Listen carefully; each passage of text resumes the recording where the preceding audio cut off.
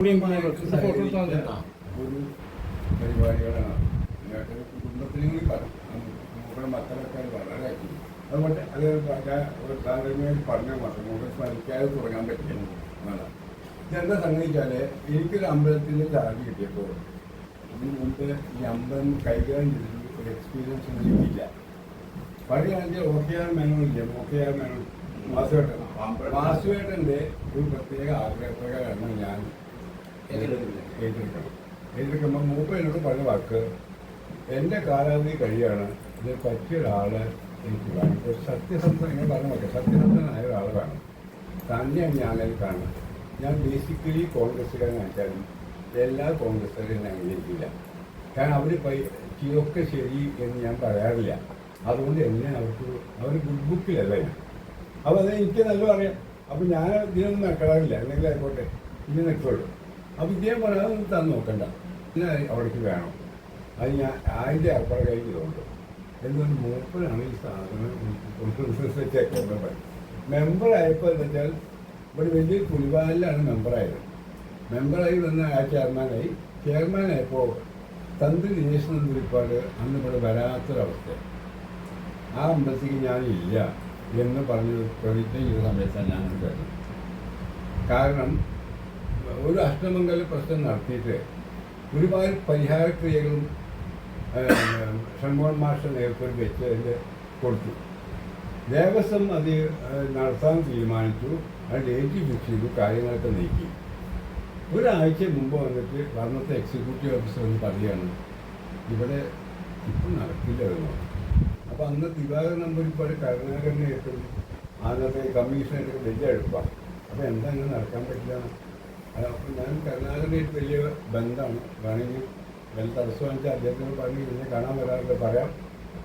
അതല്ല, അത് ഇത്രയും വലിയൊരു താന്ത്രിക പണം ചെലവാക്കുന്നതിന് HRMCയിൽ അതിന് വകുപ്പില്ല, ഇന്ന് വരെ ഒരു വലിയ ഇൻഷുറൻസ് അങ്ങനെയില്ല. അപ്പോൾ പാസ്സാവില്ല. അതിന് ഞാൻ പറഞ്ഞുള്ളൂ, മുഖ്യമന്ത്രിയായിട്ട് ഞാൻ പറയാം, മുഖ്യമന്ത്രിയായിട്ട് നടക്കാത്ത കാര്യമുണ്ടോ? അപ്പോൾ അതും ശരിയാവില്ല എന്നൊക്കെ പറഞ്ഞുകൊണ്ട് അത് ഏർപ്പാടൊക്കെ.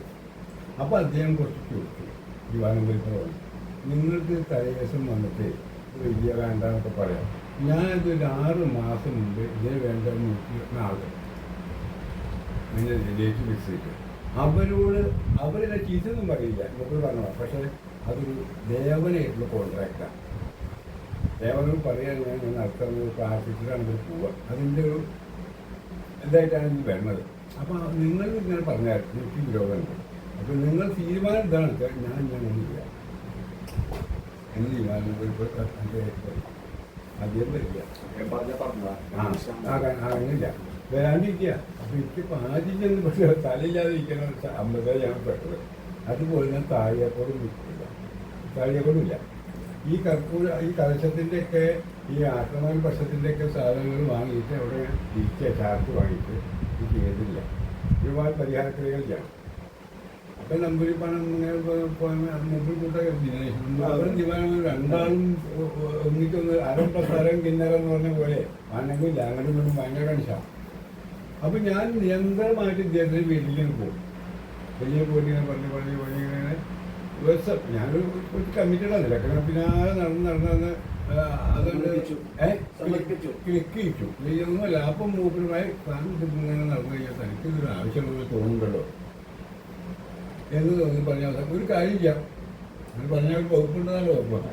ഒരു കാര്യം ചെയ്യും, ഒരു പഴയ കമ്മിറ്റിക്കാരെ കൊണ്ട് ഒരു പ്രായശ്ചിത്തം ചെയ്യിക്കാം. അതായത് വിളിച്ചു ചൊല്ലി പ്രായശ്ചിത്തം ചെയ്യാൻ പറ്റുള്ളൂ. അപ്പം അവരെ കൊണ്ട് പറ്റുമെന്ന് വെച്ചാൽ എനിക്കറിയില്ല. അവർ ചെയ്യാത്ത കൂട്ടാണ് ഉള്ളത്. അവർ ഈ പ്രായശ്ചിത്തം ചെയ്യുമെന്ന് അറിയില്ല. ഞങ്ങൾ ചെയ്യാൻ പോകും. അങ്ങനെ ഞങ്ങളൊരു വിളിച്ചു ചൊല്ലി പ്രായശ്ചിത്തം ചെയ്യിപ്പിച്ചാണ് വിദ്യാഭ്യാസത്തിനെ കൊണ്ടുവന്നത്. അവിടുന്ന് അങ്ങനെ ഞാൻ ആദ്യമായിട്ട് സംസാരിച്ചപ്പോൾ അദ്ദേഹത്തോട് പറഞ്ഞു, ഇവിടെ കൂടുതലായിട്ട് ശീത്താക്കുന്നത് ധാര, ശിവങ്കലി ഏറ്റവും കൂടുതൽ ധാരയാണ് വഴിപാട് വരാം. ഇവിടെ ഈ തിരുമേനി 9-10 മണിക്കൊരു ചെറിയ കുളത്തിൽ ധാര കഴിക്കുന്നത് മാത്രമേ ഉള്ളൂ. അപ്പോൾ ഇത് ചെയ്യാതെ അങ്ങനെ ഇരുന്നാൽ നടത്തിപ്പ് ആക്കുന്നതിൻ്റെ ഒരു ദോഷമില്ലേ? ഞാൻ അങ്ങനെ ചിന്തിക്കാനാ. അപ്പോൾ എന്താ ഇതിനൊരു പരിഹാരം കിട്ടും? നമുക്ക് പരമാവധി ധാര കൂട്ടാം എന്ന് പറയും. അപ്പോൾ എന്താ തിരുമേനി പറഞ്ഞു? തിരുമേനി പണ്ടൊക്കെ ഞാൻ ഇതാ അങ്ങനെയുണ്ട്. അതിനും ആദ്യം ഈ ശരിക്കും അതിൻ്റെ വില കർപ്പൂരാദി സഹസ്ര കലശം നടത്തിയാണ്. അതിന്റെ ചെലവോ അന്ന് ഈ പണിയൊന്നും അറിഞ്ഞില്ല. കർപ്പൂരാദി സഹസ്ര കലശം നമ്മൾ എൻ്റെ ഉദ്ദേശം ഒരുപാട് അഭിഷേകങ്ങൾ ദേവനിലേക്ക് വരിക എന്നുള്ളതാണ് ഉദ്ദേശം. അങ്ങനെ ഇത് കഴിഞ്ഞ് ഞാൻ കമ്മീഷൻ നാരായണൻകുട്ടി സാറിനെ കണ്ടപ്പോൾ അദ്ദേഹം പറഞ്ഞു, അന്ന് ഇപ്പോഴും പറഞ്ഞ ഭർത്താവിനെ മൊബൈലിനോട് പറഞ്ഞു, അത് ഇത്രയും വലിയൊരു ഫൈനാൻഷ്യൽ ബർഡൻ ദേവസ്വം എടുക്കില്ല, അച്ചാറൻസിയുടെ കീഴിലാണ് എടുക്കില്ല എന്ന് പറഞ്ഞു. അപ്പോൾ ഞാൻ പറഞ്ഞു, നിങ്ങൾക്ക് ഭരണാനുമതി തന്നൂടെ, പൈസ ഒന്നും തരില്ല, പൈസ തരില്ല, പൈസ ഞങ്ങൾ ആവശ്യമുണ്ട്, ആ ബാക്കി പൈസ അടയ്ക്കാം. അപ്പോൾ ഭരണാനുമതി എന്തെങ്കിലും ബുദ്ധിമുട്ടുള്ളത് അതില്ല എന്ന് പറഞ്ഞാൽ അതിന് ഭരണാനുമതി വാങ്ങിക്കണം. ഇതൊക്കെ ഇല്ലയെന്ന് വേണ്ടെന്നൊക്കെ പറഞ്ഞ് പോകാൻ ആൾക്കാർക്ക് സൗകര്യസാധനം. അയ്യോ അവർ തന്നില്ലേട്ടാ, അവർ അനുമതി ചെയ്തിട്ട് ഞങ്ങളെന്താ ചെയ്യുക ചോദിക്കാനൊക്കെ ഒരുപാട് അവസരങ്ങളിലാണ്. അപ്പം ഞാൻ അങ്ങനെ ജീവിക്കില്ല, ഞാൻ തന്നെ നടത്തണം. അപ്പോൾ ഞാൻ 3 മാസം ഞാൻ ബാങ്കിലായിരുന്നു. 3 മാസം ലീവ് എടുത്ത് ഇതിനായിട്ട് ഞാൻ മാത്രമല്ല, എൻ്റെ ചെറിയ ടീമുണ്ടായിരുന്നു, അവരൊക്കെ മനക്കെട്ട് ഇത് കഴിയുമ്പോൾ 5 ലക്ഷം തൊട്ട് അങ്ങനെ തിരിച്ചെടുക്കും. ആ ഒരു സാധനം അന്ന് ആൾക്കാർക്ക് ചില കൂട്ടർക്ക് ഒരു ദേഷ്യം ഉണ്ടായിരുന്നു. കാരണം ഞാൻ മീറ്റിംഗും വല്ലാതെ ഇടയ്ക്കിടയ്ക്ക് വിളിച്ചത് ഈ ബാറ്റ് കുത്താൻ വലിയ അവസരം കൊടുക്കില്ല. എനിക്ക് അതിനോട് വലിയ താല്പര്യമില്ല. ഈ ബാറ്റ് കുത്താൻ വേണ്ടി വരുന്ന കുറേ ആൾക്കാരുണ്ടല്ലോ, അവരെ എനിക്ക് വലിയൊരു താല്പര്യമില്ല. കാരണം അല്ല അതാ ബാറ്റ് കുത്തിയത് മാത്രമേ വലിയ വലിയ അഭിപ്രായം മീറ്റിങ്ങിൽ പറയും. സ്വർണ്ണം കൊണ്ട് കൊട വെക്കണ്ട എന്ന് പറഞ്ഞാൽ ആ ചെങ്ങനെ പിന്നെ കഴിഞ്ഞാൽ ഈ കൊട ഇരിക്കണം പക്ഷേ ആ ജാതി കുറേ ആൾക്കാരുണ്ട്. അപ്പോൾ അത് ഞാൻ അവരെ ധിക്കരിക്കാനൊന്നും പോകാനില്ല, എനിക്ക് അവരെ അറിയാം. അതുകൊണ്ട് ഞാൻ പറഞ്ഞു, പ്രവർത്തിക്കുന്ന കൂട്ടുകാർ അതിന് ആദ്യം നമുക്ക് സംസാരിക്കണമെങ്കിൽ ഈ ദ്രവ്യങ്ങൾ തന്നെ, ആ ദ്രവ്യങ്ങളൊക്കെ ഒതുക്കി. വളരെ ബുദ്ധിമുട്ടില്ല, വളരെ ബുദ്ധിമുട്ടി ദ്രവ്യം ഒഴിക്കുക. കാരണം അന്നൊക്കെ ഇവിടുത്തുള്ള ഈ ഇതില്ല മല്ലുമുണ്ടില്ല ഇന്നും നമ്പൂരിയാരെ വീട്ടിൽ സൂക്ഷിച്ചിട്ടുണ്ട്. അങ്ങനത്തെ ഒരു മണ്ട ഈ സൗന്ദരാജ എന്നൊരു കോളേജ് മധുര ത്യാഗരാജ അതിൻ്റെ ഓർമ്മസ് കണ്ണങ്ങൾ പഠിച്ചു. അദ്ദേഹമാണ് കമ്പ്യൂട്ടർ എക്സ്പോർട്ട് ക്വാളിറ്റി മല്ലതാണ് കംപ്ലീറ്റ് എത്ര ആവശ്യമുള്ള വെച്ചാൽ അതിൻ്റെ തുറന്നു. അതിപ്പോഴും ഒരു ഷർട്ട് നടന്നു പറയും ആ മല്ലുണ്ട്, അത്ര നല്ലതാണ്. അങ്ങനെ എല്ലാം ഓരോ ഭാഗ്യം കൊണ്ട് ദൈവത്തിൻ്റെ വലിയ ആ സമയത്തുള്ളൊരു കൂട്ടായ്മ കൊണ്ടൊക്കെ കിട്ടി. ഇതൊക്കെ കിട്ടി നോക്കുമ്പോൾ അന്ന് ആൾക്കാർക്ക് ദ്രവ്യങ്ങളാണ് പല തരത്തിലൊക്കെ നടത്താം. നടുവിലത്തെ കുറച്ചിന് മാത്രം നെയ്യ്, ബാക്കിയൊക്കെ വെള്ളം. അങ്ങനെ ഇങ്ങോട്ടുള്ള കൂട്ട് കുറേ ഉണ്ട്, ആൾക്കാർക്ക് ഇതൊന്നും അറിയില്ലല്ലോ. 11 ദ്രവ്യങ്ങൾ 11 ദ്രവ്യങ്ങൾ, എല്ലാറ്റിലും ദ്രവ്യങ്ങൾ 121 കുഴപ്പനും ദ്രവ്യങ്ങളെ നെയ്യ്, പാല്, അരി, മറ്റേ ഇളനീര്, പനിനീര്, കരിനീര്, ചെറുനാരങ്ങീര്, തേൻ, അങ്ങനെ തുടങ്ങി അങ്ങനെ 11 എണ്ണത്തിന് 11 ഇരട്ടിയാണ് 121 കുടം. ഈ 121 കുടത്തിൽ ഒക്കെ നടത്തിയുള്ള പരിപാടികളാണ് ചെയ്യുന്നത്. അതും അതിനോടൊപ്പം തന്നെ ഞാൻ ഒരുപാട് കുറച്ച് അടുപ്പുകൾ കൊടുക്കുക. നമ്മളോട് സംസാരിക്കുമ്പോൾ എനിക്ക് ആരായിട്ട് സംസാരിക്കാൻ പറ്റും. അപ്പോൾ ഞാൻ ചോദിച്ചു, ഒരുപാട് ഇപ്പോൾ ഈ നമ്പൂരിയാർക്ക് രാവിലെ 9 മണിയായാൽ ഒരു പണിയില്ല. 9 മണി കഴിഞ്ഞാൽ പിറ്റേ ദിവസം ഇവർക്ക് പണിയുള്ളൂ. അതുപോലെ ഇവരിങ്ങനെ നടക്കില്ല. ഇവർക്ക് എന്താ ഒരു പണി കൊടുക്കുക. അപ്പോൾ കഴിഞ്ഞാൽ എല്ലാ ഉപദേവന്മാർക്കും രക്ഷാർത്ഥം. അപ്പോൾ അതൊന്നും ഇല്ല നോക്കാം, എല്ലാ ഉപദേവന്മാർക്കും രക്ഷാർത്ഥം. നാഗങ്ങൾക്ക് എന്നും സർപ്പമില്ല. എനിക്ക് വൈകുന്നേരം വേണ്ട എൻഗേജാക്കി ഇവർക്ക് നമുക്ക് അഡീഷണൽ പൂവ് മാത്രമേ ചെലവുള്ളൂ. ബാക്കി നമ്പൂരിയാർ പണി ഇരിക്കാൻ വെറുതെ വർത്താനം പണിയില്ലേ. അപ്പോൾ അവർക്ക് ആ പണി കൊടുക്കും. രാവിലെ 10 മണി മുതൽ 5 മണി വരെ സാംസ്കാരിക സമ്മേളനം.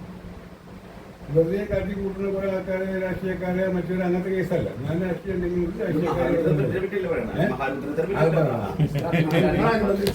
അതും സാംസ്കാരിക സമ്മേളനം 10 മുതൽ 5 മണി വരെ എന്നും ആധ്യാത്മിക ഓരോ വിഷയം ആയുർവേദം. അത് ഏറ്റവും വിജയം വന്നിരിക്കാൽക്കൂടെ സംഘവേദി അധ്യാപകം ഓരോന്നിനും മിടുക്കന്മാര്. പക്ഷെ മിടുക്കന്മാരായിരുന്നു എല്ലാം മാത്രമല്ല, ഇനി അത്രയും പ്രഗത്ഭന്മാര് ഇങ്ങനെയുള്ള വേദിയിൽ കാണുന്നതും ഈ നാട്ടിൽ ആദ്യം സമയത്തുള്ളൂ. സുകുമാരഴിക്കോട് മറ്റേ ആലോചിക്കൻ എന്താ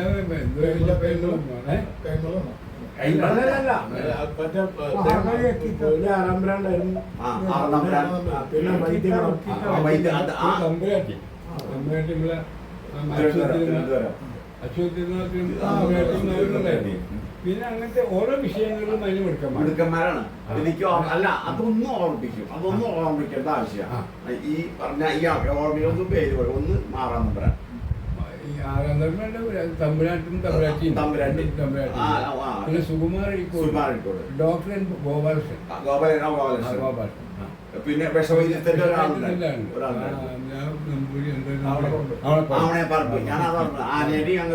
പിന്നെ ഈ ചട്ടമ്പി സ്വാമികളുടെ ഒരാളുണ്ടല്ലോ, ചട്ടമ്പിസ്വാമികളുടെ ആശ്രമത്തിൽ വളരെ അങ്ങനെ ഒരുപാട് ഒരുപാട് ആൾക്കാർ എല്ലാവരും ബന്ധപ്പെട്ട ഗോപാലകൃഷ്ണൻ ആദ്യമായിട്ടാണ് ഗുരുവായൂർക്ക് വരുന്നത്. അതിനുമ്പ് അന്നത്തെ പ്രസിദ്ധനോ അല്ല, എനിക്ക് എന്തുകൊണ്ടോ ഇദ്ദേഹത്തെ കുറിച്ച് അറിവ് കിട്ടി. അപ്പം ഞാൻ ഡയറക്റ്റ് ഫോൺ ചെയ്തു, അങ്ങനെ പരിപാടിയുണ്ട്, അപ്പം ഒന്ന് തിരക്കില്ലാന്ന് ആഗ്രഹമുണ്ട്. അപ്പോൾ അദ്ദേഹം ഇഷ്ടമായിട്ട് പറഞ്ഞതൊക്കെ ഉണ്ടോ, ഒരു 5 മിനിറ്റ് മുമ്പ് സംസാരിക്കാനൊക്കെ വിളിക്കായിരുന്നു. കാരണം എനിക്ക് ഞാൻ തിരുവനന്തപുരത്താണ്, പയ്യസാറുകളാണ്. പിന്നെ എത്തണമെങ്കിൽ 6-7 മണിക്കൂർ വേണം. ഇത് കഴിഞ്ഞാൽ അങ്ങോട്ട് എന്തെങ്കിലും വേണം. ഈ 5 മിനിറ്റിന് വേണ്ടി ഞാൻ വന്നു കഴിഞ്ഞാൽ നിങ്ങൾക്കും നഷ്ടം എനിക്കും നഷ്ടം. അപ്പോൾ ആ പരിപാടിക്ക് ഇല്ല, സാറിന് എത്ര 10 മിനിറ്റ് കിട്ടും, മിനിമം 3 മണിക്കൂർ വേണം. ഹിന്ദു ശാസ്ത്രീയ വശങ്ങൾ, ഹിന്ദു മതത്തിലെ ശാസ്ത്രീയ വശങ്ങൾ എന്നാണ് അദ്ദേഹത്തിന് കിട്ടിയത്. നമ്മളെ വെളിപ്പാട് സംസാരിക്കും. അന്നുണ്ടായ ഒരു അനുഭവം ഞാൻ പറയാം. അദ്ദേഹം, ഞാൻ ഈ മൂപ്പരെ കണ്ടില്ല, ഫോണിലോട് വിളിക്കാം, പാൻറ് ഇട്ടിട്ട് വരും. അപ്പോൾ ഈ മോഹനങ്ങൾ വന്ന പോലെ വരും. മൂപ്പര് ആൾ ഇരിക്കുന്നുണ്ട് അവിടെ, നോക്കിയിരിക്കുന്നു. അപ്പോൾ ഞാൻ ഏകദേശം നമുക്ക് നടക്കുമ്പോൾ ആരും ചോദിക്കുകയാണ്. അപ്പോൾ ഞാൻ ഞാൻ അറിയില്ല എന്നാണ്. അയാൾ കുഴപ്പമില്ല. ഇതൊക്കെ ഈ പ്രസംഗിക്കാൻ കഴിയുമ്പോൾ അദ്ദേഹം പ്രസംഗിച്ച ഭാഗത്ത് എനിക്ക് ഓർമ്മയില്ല. ഞാനിവിടെ പാൻറ്റൊക്കെ ഇട്ട് വരുമ്പോൾ നിങ്ങൾ ആരെങ്കിലും ചോദിക്കും, എന്താണ് ഈ അമ്പലത്തിൽ പ്രഭാഷണത്തിനൊക്കെ പാൻറ്റും കോട്ടൊക്കെ ഇട്ട് വരുന്നത്? ആരും ചോദിച്ചില്ല. അപ്പോൾ ഞാൻ തന്നെ എന്നെ മറുപടി പറയാം. ആൾക്കാർക്ക് ധാരണയുണ്ട്, പാൻറ് ഇട്ടാൽ ഈ ആചാര്യത്തെ ചിന്ത വരില്ല എന്ന് പറയും. ചില കൂട്ടർ വിചാരിച്ചൊക്കെ 4 ദിവസം എടുത്താൽ ഇത് വരുള്ളൂന്ന്. ഇത് 2 സത്യമല്ല എന്നാണ് എൻ്റെ അറിവ്. അത് വായിക്കാൻ വേണ്ടി കൂടിയാണ് ഞാൻ വന്നത് ഞാൻ പറഞ്ഞു. അത് കഴിഞ്ഞിട്ട് മൂപ്പിലോട് തോന്നി, ഇന്ന് കമ്മ്യൂണിസത്തിൽ 2 തരം എന്ന് പറഞ്ഞ വാക്കുകൾ കൊല്ലമായിട്ടാണ് അന്ന് പറഞ്ഞ 2 തരക്കാരാണ് ലോകത്തിലുണ്ടെന്ന് കാർൽ മാർക്സ് ഉണ്ട്. ഉള്ളവരും ഇല്ലാത്തവരും. പക്ഷെ അത് മുഴുവൻ ശരിയല്ല. ഭാരതത്തിലൊരു വലിയ വിഭാഗം ഉണ്ടായിട്ട് വേണ്ട എന്ന് വിചാരിച്ച വലിയ വിഭാഗത്തിൻ്റെ അത്യധ്വാനം, അവരുടെ ചിന്തകളും അവരുടെ ഉപാസനയും ഫലമായാണ് ഭാരതത്തിൽ നിന്ന് ശാസ്ത്രവും നമ്മൾ പറയുന്നത്. നമ്മുടെ ആചാര്യന്മാരും നമ്മുടെ ഋഷീശ്വരന്മാരും വേദങ്ങളായി എന്തുണ്ടാക്കിയതും ഇതൊന്നും ആവശ്യപ്പെടാത്തത്. അവർക്കൊന്നും വേണ്ട.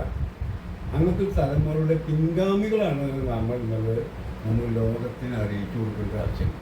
അപ്പോൾ ഉണ്ടായിട്ട് വേണ്ട എന്ന് വെച്ച ഒരു വിഭാഗമാണ് ഭാരതത്തിൻ്റെ സൈക്കിൾ എന്നൊക്കെ ഞങ്ങൾ പറയണ്ടേ. അത് നന്നായിട്ട് ഓരോ വിഷയത്തിൽ അന്നൊക്കെ ആ ഇനത്തിൽ ഏറ്റവും പ്രഗത്ഭന്മാരായ കൂട്ടരെ ആദരിക്കൽ ചടങ്ങുണ്ടായി. അന്ന് ആ വൈദ്യശാസ്ത്രത്തിൽ അതിൽ ഏറ്റവും വലിയ ഇരിങ്ങാലക്കുള്ള ഒരു വിഷമം. അപ്പൊ അങ്ങോട്ട് ഓഡിയൻസ് ചോദിക്കായിരുന്നു അവസാനം. അപ്പൊ അങ്ങോട്ട് ചോദിച്ച മറുപടി, അയാൾക്ക് ബീഫ് കഴിച്ചാൽ ഭയങ്കര ഇഷ്ടമുള്ള സാധനമാണ്, അത് കഴിക്കുമ്പോൾ ഭയങ്കര പ്രശ്നം, എന്തായാലും വൈദ്യുതി ചോദിച്ചു. അത് നിസ്സാരല്ലേ വീട്ടുള്ളൂ, കഴിക്കാതിരിക്കുക അതല്ലേ ഉള്ളൂ. അങ്ങനെ രസമായാലും ചാലക്കുടി അദ്ദേഹം ആയുർവേദത്തിന്റെ വലിയ അദ്ദേഹത്തിന്റെ പ്രസംഗം കേട്ടിട്ടുണ്ട്. ഇതുപോലെ അദ്ദേഹത്തിന്റെ അതാണ് അതിന്റെ സമർത്ഥിക്കുന്നത്. ആ പറഞ്ഞ് നമ്മൾ മനസ്സിലാക്കുന്നതാണ്. കാര്യം ബുക്കിലുള്ളതാണ്, പക്ഷെ എല്ലാവരും വായിച്ചിട്ടുണ്ടാവും. പക്ഷെ അത് പറയാം, ഈ ബിഷഗ്ഗുരന്മാര് എന്ന് പറഞ്ഞാൽ ഡോക്ടർമാര്, വൈദ്യന്മാര്, അവർ ഈശ്വര സേവ ചെയ്യണം, ഈശ്വരനെ ഭജിക്കണം. എന്തിനു വേണ്ടി, എന്തുകൊണ്ട് ഭജിക്കണം, അതാണ്. അപ്പൊ സംശയം. അപ്പൊ അദ്ദേഹം പറയാണ്, ഈ ബിഷഗ്ഗുരന്മാര്, വൈദ്യന്മാര് ചെയ്യുന്ന ധർമ്മം, അവരുടെ ജോലി എന്താ? ഒരു ആളെ കിട്ടിയാൽ ഒരു രോഗിയെ അവരുടെ മുമ്പിലെത്തിയാൽ അത് അയാളെ പരിശോധിച്ച് ആ രോഗം നിർണയിച്ച് ആ രോഗത്തിന് പറ്റിയ ഔഷധങ്ങൾ കൊടുത്ത് ആ രോഗത്തിന് ഇല്ലായ്മ ചെയ്യലാണ് അവരുടെ ധർമ്മം. ഇതാണല്ലോ അവരുടെ ധർമ്മം. അപ്പോൾ ഈ രോഗം എങ്ങനെ അവർക്ക് വന്നു? ആ രോഗം അവർക്ക് വരാൻ കാരണം ആയുർവേദ വിധിപ്രകാരം പറയണത് അവർ ചെയ്ത മുൻജന്മ ദുരിതങ്ങൾ ആണ് ഈ രോഗങ്ങളായിട്ട് വരുന്നത്. ദുരിതങ്ങൾ പാപങ്ങളാണ് അത്ര അവർക്ക് ഈ ജന്മത്തിന് ഈ രോഗങ്ങളായിട്ട് ഭവിക്കുന്നത്. അപ്പം അതിനു വേണ്ടി അങ്ങനെ അവർ ചെയ്യുന്ന ദുരിതങ്ങൾക്കും പാപങ്ങൾക്കും ശിക്ഷയായിട്ട് ഈശ്വരൻ കൊടുക്കുന്നതാണ് ഈ രോഗങ്ങൾ. അപ്പം ഈ ഈശ്വരൻ കൊടുക്കുന്ന ശിക്ഷേനെ ഈ വിഷജ്ഞരന്മാര് ഔഷധം കൊടുത്തിട്ട് അതിനെ ഇല്ലാതാക്കുക. അപ്പൊ സ്വാഭാവികമായിട്ടും ഈശ്വരന്റെ കോപം ഈ വൈദ്യന്മാരിലേക്ക് വരും. ഞാൻ കൊടുക്കുന്ന ശിക്ഷ അയാൾ തടയണമെന്ന് പറയുമ്പോൾ സ്വാഭാവികമായിട്ടും വരും. അപ്പൊ അതില്ലാതെ ആക്കാൻ വേണ്ടിയിട്ടാണ് ഇവര് ഈശ്വരനെ ആദ്യം ഈശ്വരനെ സേവിക്കണം, എന്നിട്ട് അനുഗ്രഹം വാങ്ങിയിട്ട് വേണം ചികിത്സിക്കാൻ. അപ്പോൾ വേണ്ട പോലെ ഇതാണ് അദ്ദേഹത്തിന് നല്ലൊരു പോയിന്റ്. പിന്നെ ചട്ടമ്പിസ്വാമികളോടുള്ള അധികം വളരെതായിട്ട് പറഞ്ഞു. അയാളുടെ വിഷയം ആരാണ് ഞാൻ, നമുക്ക് വിഷയം ആരാണ് നിങ്ങളെന്നുള്ള അറിയലാണ് ജീവിതത്തിലെ ഏറ്റവും വേണ്ടപ്പെട്ട കാര്യം. നമുക്ക് പലർക്കും നമ്മൾ ആരാണെന്ന് അറിയില്ല. അതാണ് കല്യാണം കാലാണ് മൂക്കാണ് അതൊക്കെ പറഞ്ഞിരിക്കാൻ നമ്മൾ ആരാന്നുള്ള സത്യം നമുക്ക് അറിയാൻ താല്പര്യമില്ല. അറിയാൻ